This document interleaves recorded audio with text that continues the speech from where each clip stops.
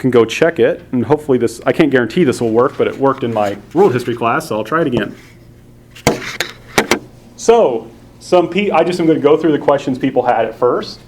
Someone asked me the question, on the review sheet I had this, the promise and threat of Christianity. Right? Remember, the promise of Christianity, you can kind of think about Sun Yat-sen. Right? By becoming a Christian, he didn't only believe some certain Christian doctrines about Jesus or the Bible, he also believed in democracy and nationalism and civilization. Right? So Christianity promises to bring these new radical ideas that can help make your country strong. Right? Christianity promises to bring these new radical ideas that can help make your country strong. But it's also a threat. Remember, the Boxers, one reason they rise up against the foreigners is because all these people are converting to Christianity. It's threatening because, remember, Christians only worship one God. And Chinese society, especially in the villages and the families, was held together by performing religious rituals in which you worshiped other gods. Remember, families performed ancestor rites together? And Christians wouldn't do that anymore. And villages performed rituals to their village protective deities. So they stopped doing that. So that threatens community cohesion. Plus, you'll remember some of these Christians weren't really necessarily that devout.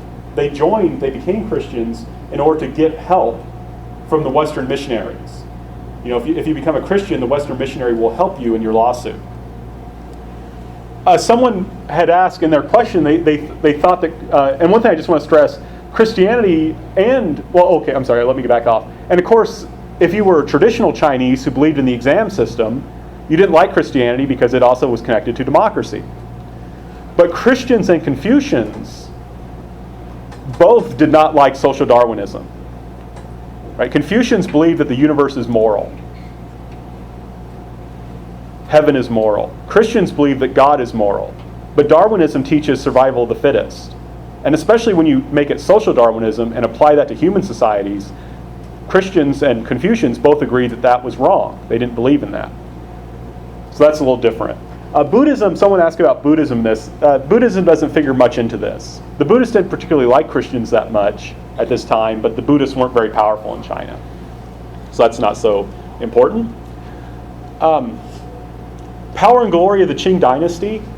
The main thing I just wanted people to understand was that one reason the Ching Dynasty had a hard time reforming was because they did so well for so long. Right? In the 16 and 1700s, the Qing Dynasty was very powerful and very prosperous. Remember, Europeans came, and later Americans came to China to get Chinese wealth, tea and porcelain, things like that. The Chinese didn't have to go to the Europeans. The Europeans came to them. China was wealthier and more powerful in many ways than European and other countries during the 17th and 18th century. And that's just important for us to keep in mind when we say, why is it the Chinese were so slow to reform? It's because things have been so good in their past. You don't just change your team when it's, if you don't give up your, if you have a favorite baseball team, you don't give up on them just because they lose one game. That's kind of the Chinese perspective. Why does Japan embrace imperialism after it reformed itself? Well, it wanted to be, remember, it was imitating the Western countries. If the Western countries are powerful, then Japan needs to be like them if it wants to be powerful. Okay, Western countries have democracy, we'll have democracy. Western countries have constitutions, we'll have constitution. Well, if Western countries have colonies, we need colonies too. And especially, we want to get a hold of Korea, because if China has Korea, that could threaten us. If Russia has Korea, that could also threaten us.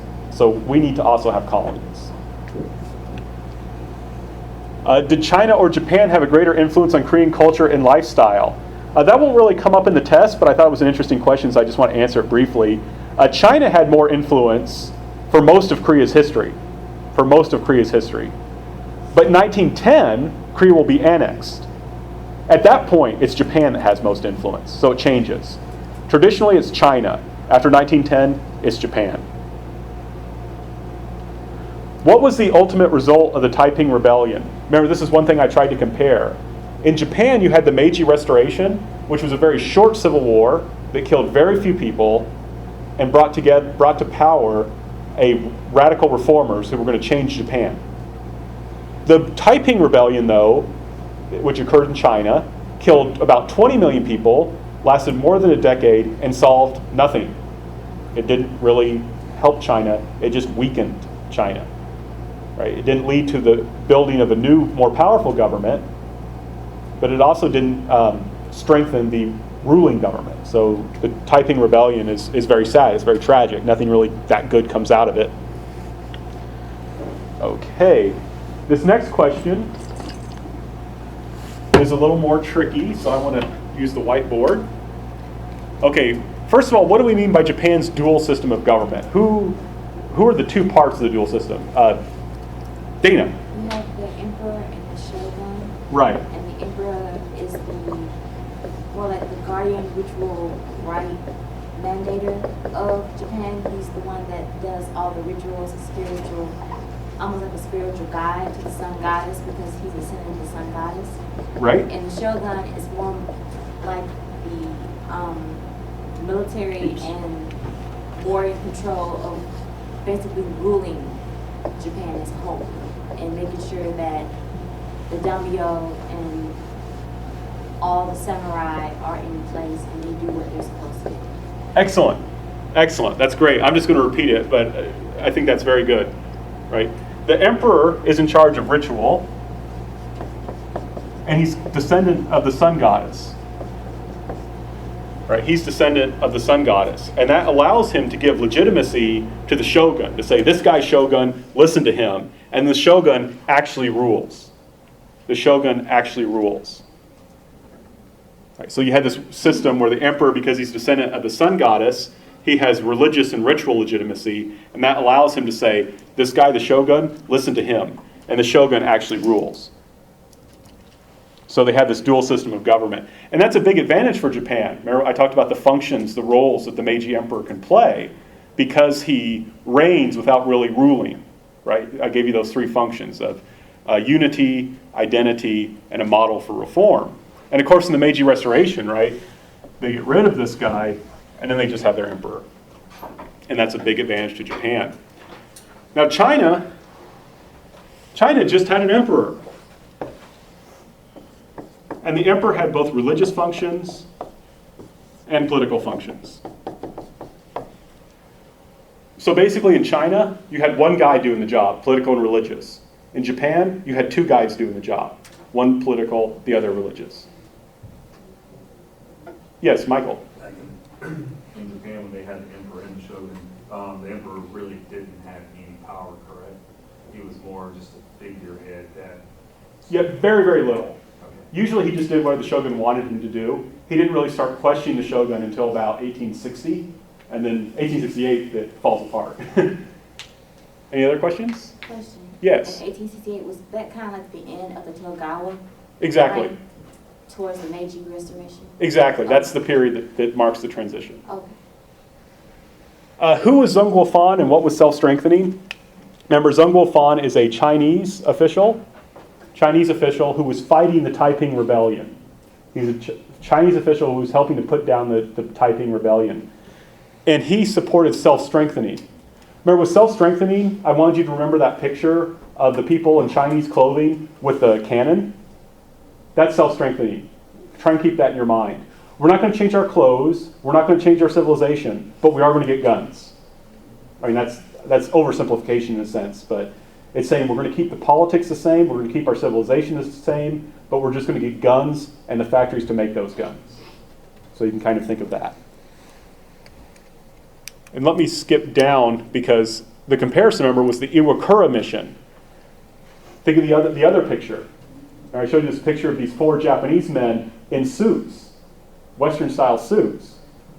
Not as nice as mine, but we've had 100 years to improve sport coat technology.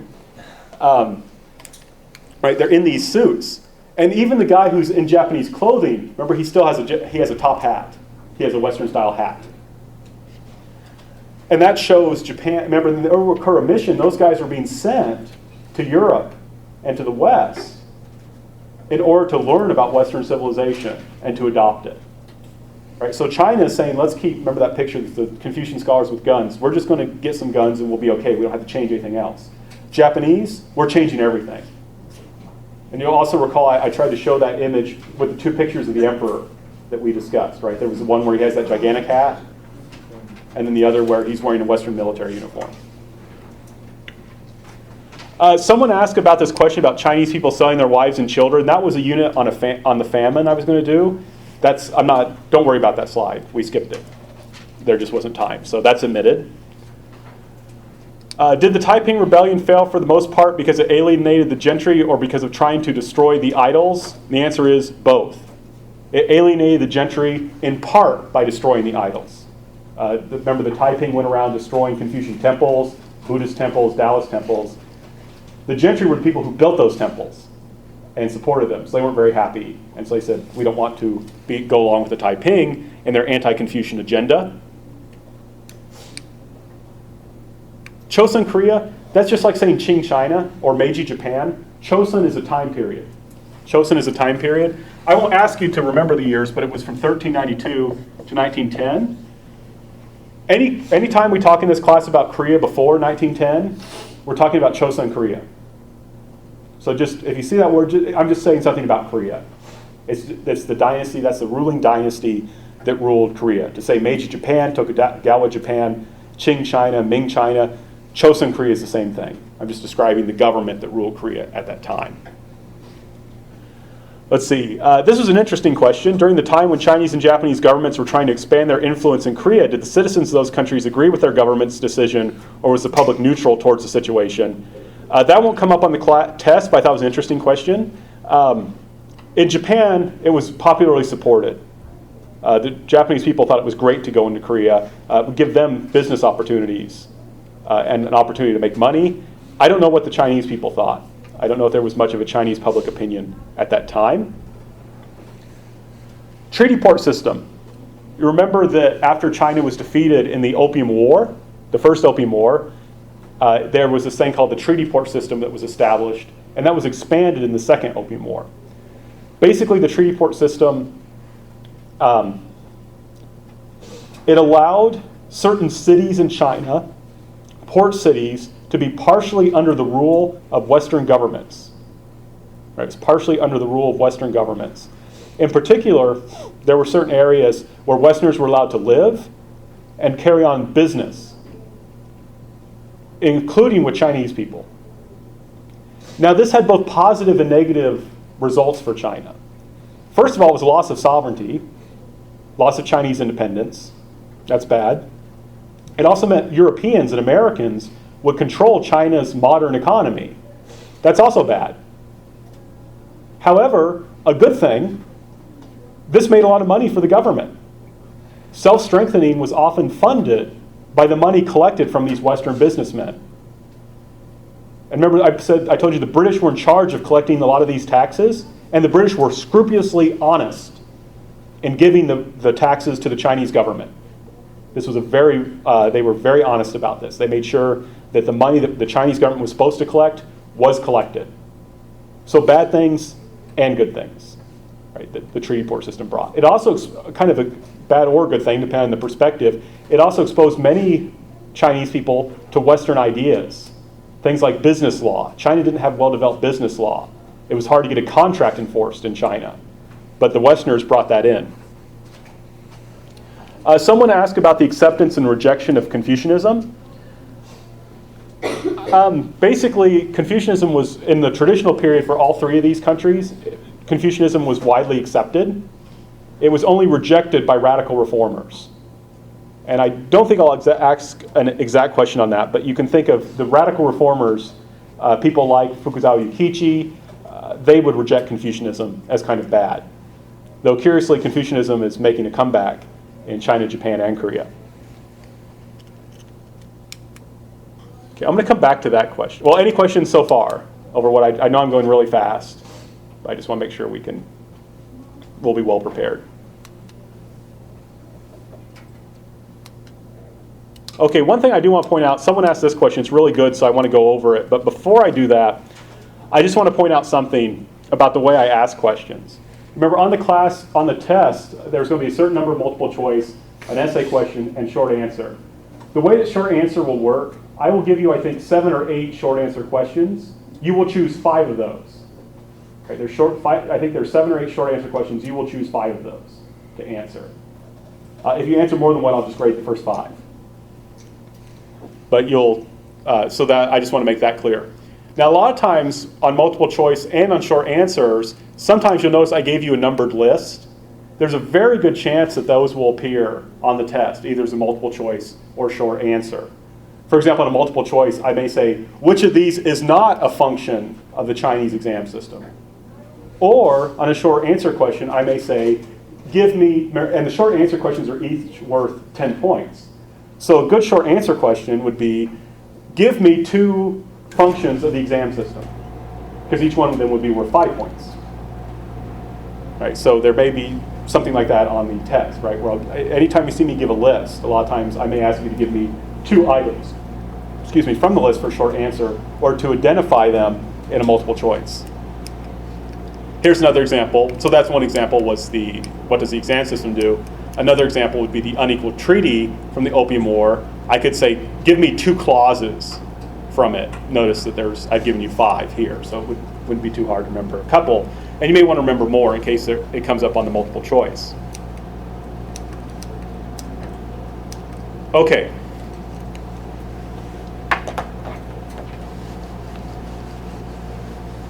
I thought this was a very good question, especially because this may help us answer the essay question. Remember, I told you in the essay question, it will be a kind of comparison question, and you'll have to compare at least 2 countries. We studied 3 countries, China, Japan, Korea. You'll have to compare at least 2. But I told you I would choose you get to choose those 2, but I get to choose what's being compared. I thought this was a really good question one of our students asked. When looking at China, Japan, and Korea, one can see many differences and many similarities between the 3 countries. If there were similarities between the 3, then how did Japan succeed in becoming the most powerful East Asian country? So first of all,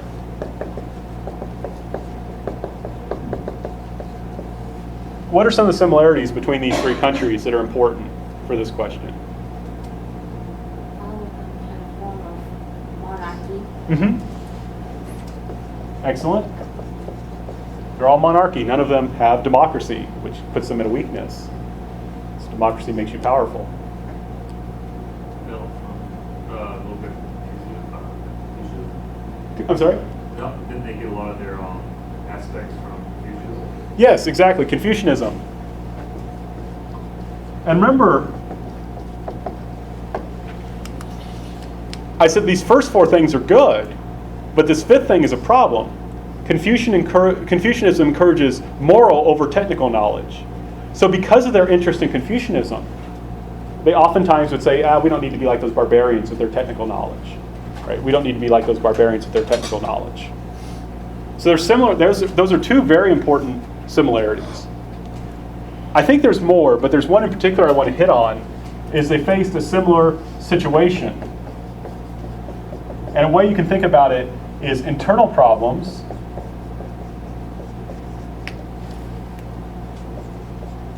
and external problems.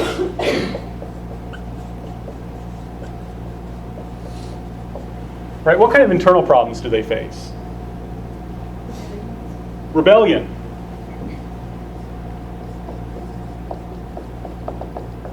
Right? Each one of these, we talked about the Tonghak Rebellion in Korea.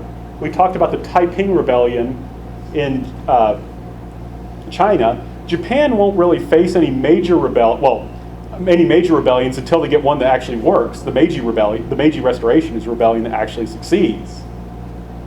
Right? And that's maybe one difference that you can think about. What are some of the other internal problems? Christianity, right. Well, I would put that as an external problem, but yeah. Christianity coming in. Foreign pressure.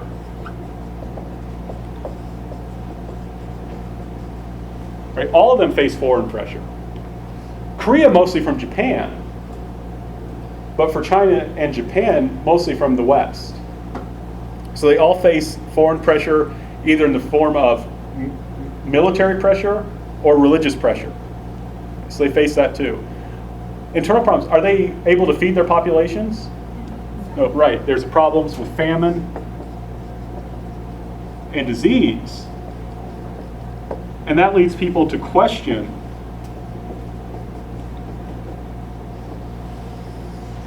monarchy and Confucianism. Like, that leads people to question monarchy and Confucianism. Right? The old system's not working, so let's try something new. Right? That's one reason, remember Commodore Perry in 1853 comes in Japan, says, I'm going to blow up your capital if you don't do what I say. What did the shogun do?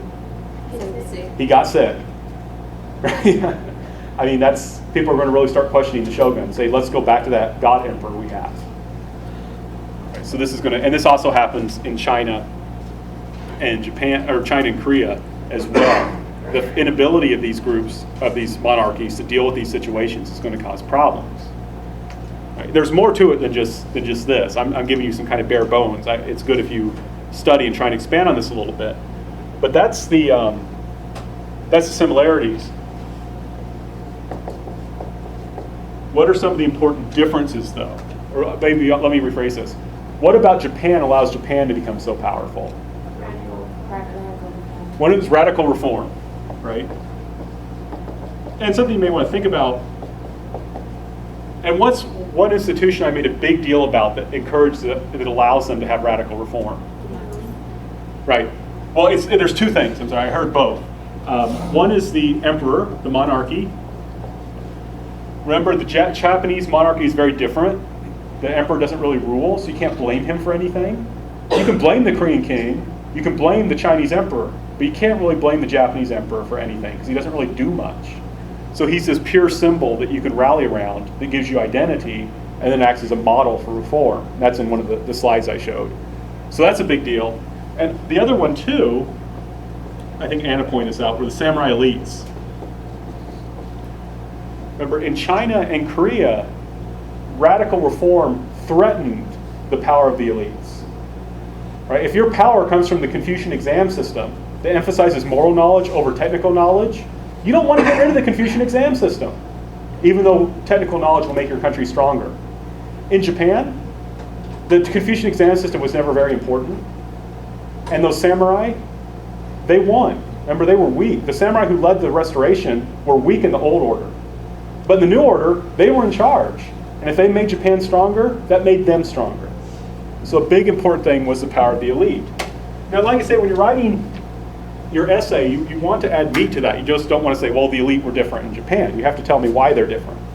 The essays, I'm wanting to see how much you know.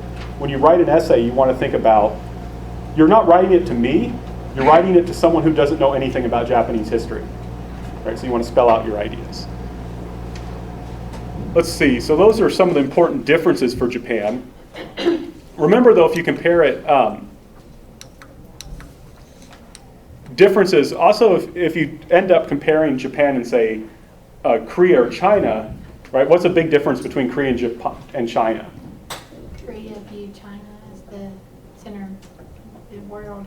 Right. And so they just accepted that and didn't have an emperor or anything. Right, exactly. Korea had a kind of weaker position because of China. And the Koreans oftentimes looked to China for help and for support. So this made the Koreans were less likely to engage in radical reform until China was completely defeated. There were some Koreans who were interested in radical reform, but you didn't get a huge amount until then. Were there any other questions? Right? Well, are you going to be triads on this? No, it's an essay question. Okay. Excellent. People don't like triads. Okay, good deal. Well, good luck. If you have any questions, just come see me during office hours. I'll see you all on Friday. And I'll try and, if this thing works, I'll try and post it on YouTube and I'll send you the link.